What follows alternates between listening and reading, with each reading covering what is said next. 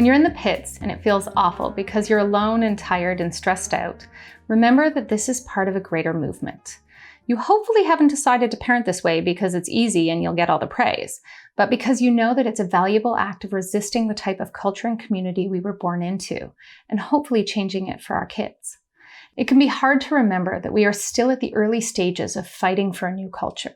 It's doubtful we'll have child-friendly and family-friendly societies in the near future, but with each child that is raised with responsiveness and respect, we'll continue the small steps forward.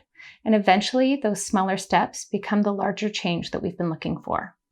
Now, this is something that can help propel us forward when things are hard.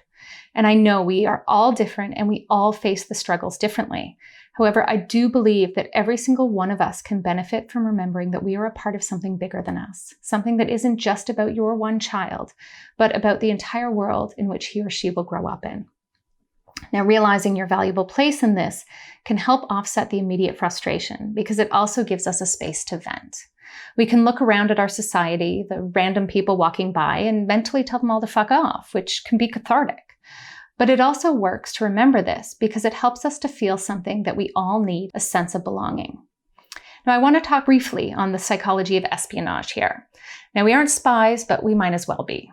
To spy is to infiltrate another community, one in which you really don't belong to, and yet you have to get along there, and most importantly, not lose the reason why you infiltrated in the first place. If you join your adopted community, you've failed your mission.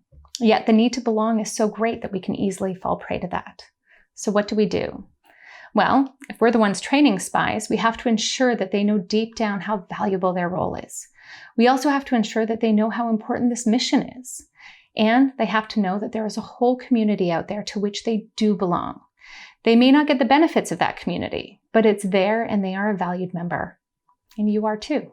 There is a community, a whole group of us who are out there fighting this fight too.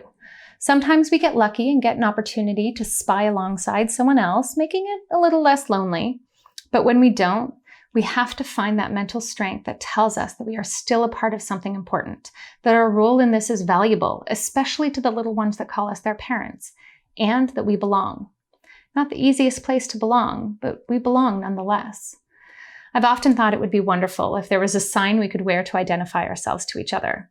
Much like the symbol of representing the quest of the Deathly Hallows in Harry Potter, we need a symbol that identifies us as the parents on a quest to respect and value children, families, and those who support them. Then perhaps we could more easily find each other.